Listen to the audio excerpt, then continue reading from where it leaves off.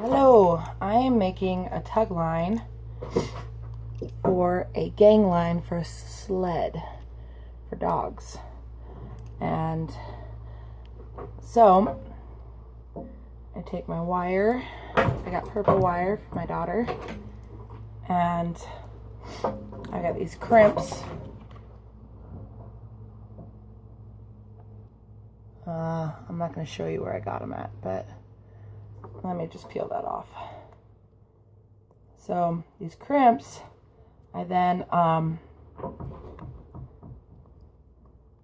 take there. So these crimps, put on, feed the wire through one end, pull it out, and then feed it in the other on the other side. So it's like this.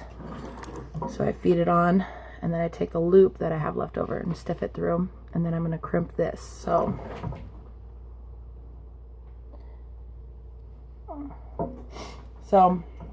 like I said, tug line, or I said in a different video, a tug line, you don't want to attach your hook or your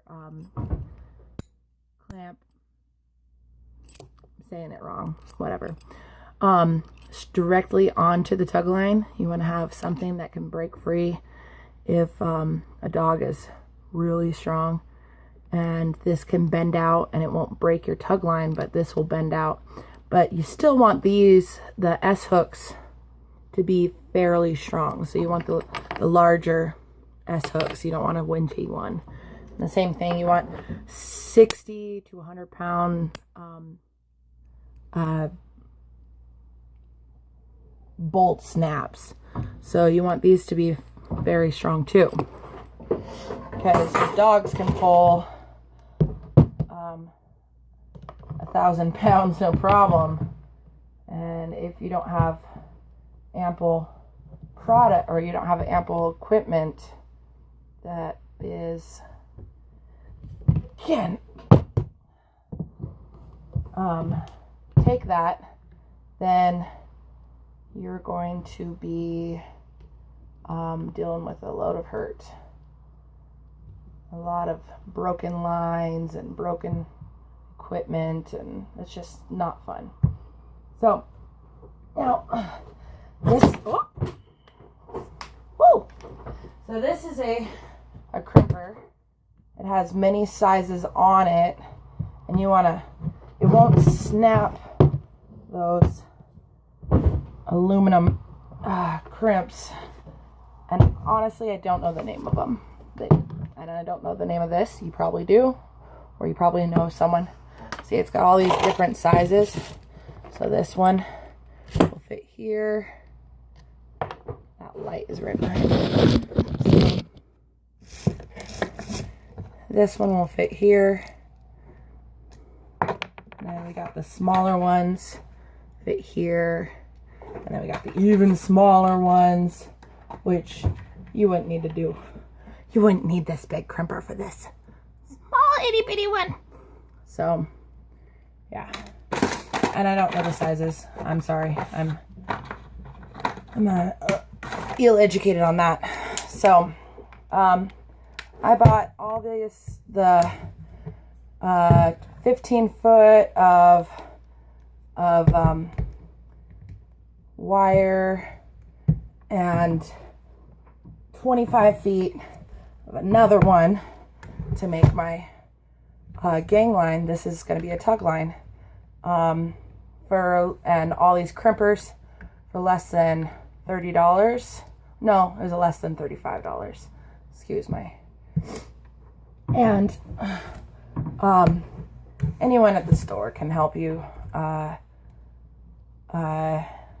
You go to the wire and yarn, or horse line, or usually this is done for a dog leash or a dog run, but you can use it however. So there, I've crimped that. The only reason it's the sticker, it looks bad, but it's not bad. So there it is. There's the crimping action right there. So now I take an S hook and I take my S-hook pliers, which my friend has all this equipment. I don't, so I'm doing it at her shop. So S-hook pliers, and you put it on there. Yep, these things are pretty nifty. Yeah, a lot of farm hands have them in their trucks to help fix their chains in the winter, or they're pretty nifty. So S-hook pliers. So the claw closes it, and these prongs on the outside, you close it, you open it, and when you close it, it pries that S-hook open. So this will get pried. So this will pry open as it opens up. So pretty nifty. All right. So I got 60 pounds bolt clamp, and they swivel. The dogs like to run under each other on the gang line or get tangled up, and the swiveling action actually helps quite a bit more than if it doesn't. So yeah, so these are 60 pounds. They can take up to 60 pounds. I wish I would have been able to find some 100-pound ones, but I couldn't. So I'll just pray that these don't break in the process of the dog pulling the sled. So I'm taking a gang line from an old gang line, and I'm copying everything on it. So I'm attempting to copy everything. So I'm going to cut this. Ooh, that's a little long. I'm going to cut it here. So there's math to all this, but honestly, I don't know what it is. My math is moot. My math skills aren't so good, no. But, so here's, I'm going to, just in case, before I crimp it, I'm going to measure it one more time. And that's pretty spot on. So, here we go. See? I don't need math. Yeah, you do. Stay in school. Don't be a fool.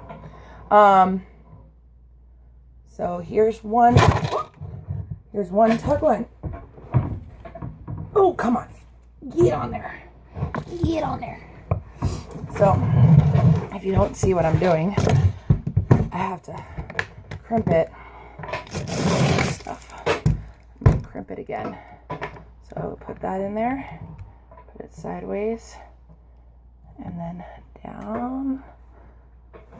And it can be pretty intense. Oh gosh. Ah.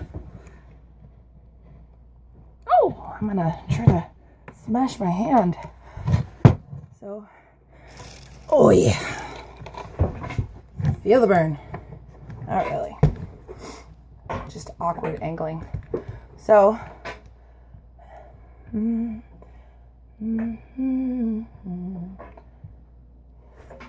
there we go. Here we go again. Thank God I'm a big girl. I won't be able to do that. All right. One more time. You want to get it as many times as possible because it's more of a stable crimp and it won't come undone. This being aluminum, it will beat down. All these rough edges will beat down after a while, and so we're gonna use this again. There we go. So strong. No. All right. So since that is done, we're gonna determine which one is the input here. So you can put it right onto the gang line. So I made this gang line earlier. Ooh.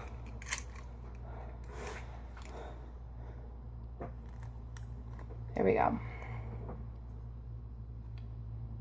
There we go. Now off. The beginning. And it begins. So the gang line is going to be the tug lines are going to be half the length of the gang line, because the dog's going to be pulling here and his neck is going to be attached here. I'm going to put another set to their neckline. So the neckline actually gets attached right to the collar. But there's the first one. All right. Now go make your own tug lines and have fun mushing.